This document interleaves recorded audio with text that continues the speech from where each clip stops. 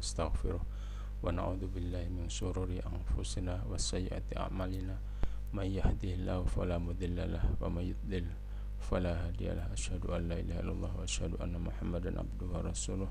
Allahumma shalli ala sayyidina Muhammad wa ala alihi wa sahbihi wa mawala. Rabbi israh li sadri wa yassir li amri wa hlul 'uqdatam min lisani yafqahu qawli. Rabbi zidni ilma warzuqni fahma. Amin. Rekan-rekan yang dirahmati Allah, kita masuk materi selanjutnya. Ini materi terakhir sebelum UTS ya. Kita masuk ke materi equilibrium. Equilibrium itu titik di mana penawaran dan permintaan itu bertemu dalam satu harga, kira-kira begitu ya. Maka equilibrium nanti akan kita kaji arti pendekatan matematis, pendekatan schedule dan geometris atau grafis. Oke, langsung aja. Jadi equilibrium adalah kondisi yang terjadi apabila jumlah produk yang ditawarkan sama dengan jumlah yang diminta pada tingkat harga tertentu. Jadi ukurannya adalah produk yang ditawarkan sama dengan jumlah yang diminta pada harga tertentu. Jadi persamaannya adalah, langsung saja, persamaan equilibrium. Jadi equilibrium itu dicapai apabila kuantiti dari demand barang X sama dengan kuantiti dari supply barang X, atau dibalik, kuantiti supply dari barang X sama dengan kuantiti demand barang X, kira-kira begitu. Nah, coba kita lihat, ini ada persamaan yang seperti yang kita hitung kemarin ya, yang kita pelajari minggu-minggu yang lalu, di mana ini adalah kuantiti fungsi permintaan dan penawaran. Coba lihat, ini jumlah barang yang diminta, demand, ini supply. Dari mana tahu ini demand supply? Dari slope-nya. Nah, ini slope-nya. Slope-nya negatif berarti demand. Ini slope-nya positif berarti supply. Nah, itu.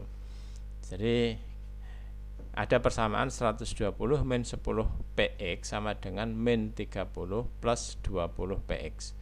Maka dari persamaan ini, jumlah barang yang diminta sama dengan jumlah barang yang ditawarkan, dari persamaan ini titik equilibrium itu pada harga berapa? Nah, coba kita lihat.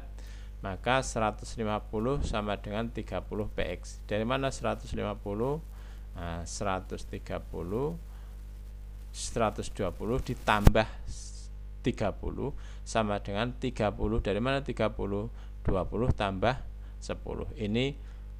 Ini pindah ke kiri jadi plus, ini pindah ke kanan jadi plus, karena ini minus. Ini jadi plus, ini minus jadi plus, ini minus jadi plus. Jadi 150 sama dengan 30 PX. Maka PX adalah 150 dibagi 30. Berapa PX-nya? PX-nya adalah 5. Nah, kita masuk pada persamaan. Salah satu persamaan, jadi harga equilibriumnya adalah 5 unit. Nah, 5 unit. Harga equilibrium sebesar Rp5 per unit, maksudnya. Rp5 per unit. Nah, masukkan harga equilibrium ke salah satu persamaan untuk menentukan jumlah equilibrium. Kita masuk ke salah satu persamaan, misalnya ini kita masuk persamaan ini, QDX sama dengan 120 min 10X. Berapa jumlah yang ditawarkan? Maka langsung aja dikalikan dengan harganya. 120 dikurangi dengan 50, maka QDX sama dengan 70 per unit, di mana keseimbangan antara permintaan dengan penawaran adalah harga Rp5 per unit, jumlah barang yang ditawarkan adalah 70 unit. Maka kita masuk ke kurvanya ya. Nah, ini daftar equilibriumnya dulu. Jadi 120 min 10 px sama dengan min 30 plus 20 px. Nah, kita ilustrasikan harga 2, 3, 4, 5, 6, 7, 8 ya mau 8, 9, 10 juga bisa, dimana ketika harga 2 maka jumlah permintaan 100, jumlah penawaran 10. Dari mana tahu? Ya tinggal ngalikan saja dengan 5, px nya kan 5 ya. Demikian juga ini dikalikan 5, ini dikalikan 5, maka jumlah barang yang diminta sama dengan jumlah ini jumlah barang yang ditawarkan adalah ini. Kita lihat 2, 3, 4. Nah, disinilah terjadi titik keseimbangan, yaitu di mana harga pada 5 per unit jumlah barang yang ditawarkan dan diminta adalah 70. Inilah kira-kira gambaran apa itu equilibrium.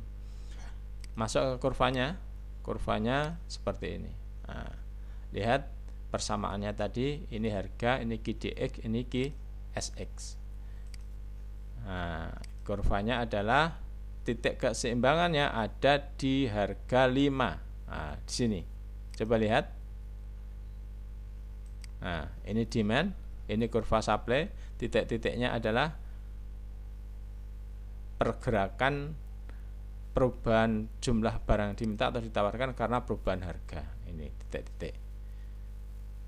Nah, maka terjadilah keseimbangan permintaan dan penawaran di mana jumlah barang yang ditawarkan adalah 70 dengan di harga 5. Nah, inilah kira-kira. Nah, ini perubahan pergerakan kurva demand dan supply karena perubahan harga. Sedangkan kalau perubahan itu di luar faktor harga, itu terjadi pergeseran kurva demand atau supply. Kita lihat ini ya. Nah, ini perubahan equilibrium karena kalau perubahan non harga, maka baik itu faktor non harga yang mempengaruhi permintaan dan penawaran menyebabkan perubahan equilibrium.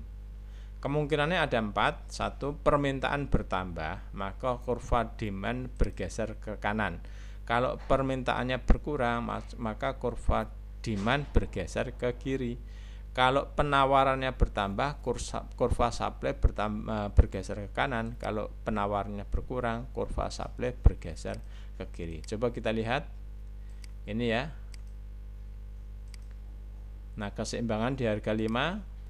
Nah, kalau ada perubahan di luar variabel harga, maka terjadi perubahan pergeseran kurva demand atau supply.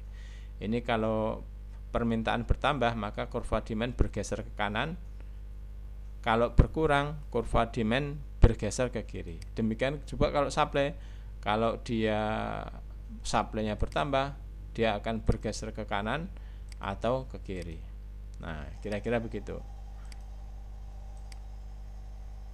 Ini ya. Ini karena ini supply.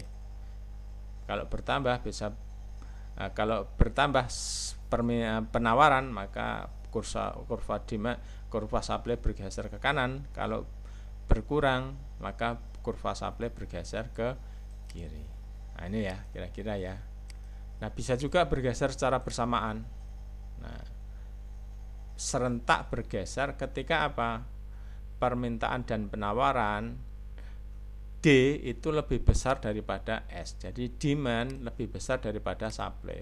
Maka dia bergeser bersamaan. Kurva demand juga bergeser, kurva supply juga bergeser.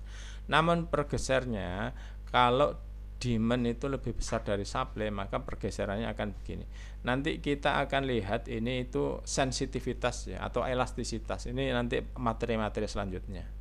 Elastisitas. Nah, kalau demand lebih besar dari supply, maka elastisitasnya begini atau pergeserannya begini. Nah, ini lihat ini titik dari sini ke sini atau dari ini yang putus-putus tuh ke sini atau ke bawah atau ke atas sehingga menyebabkan ini dari sini ke sini.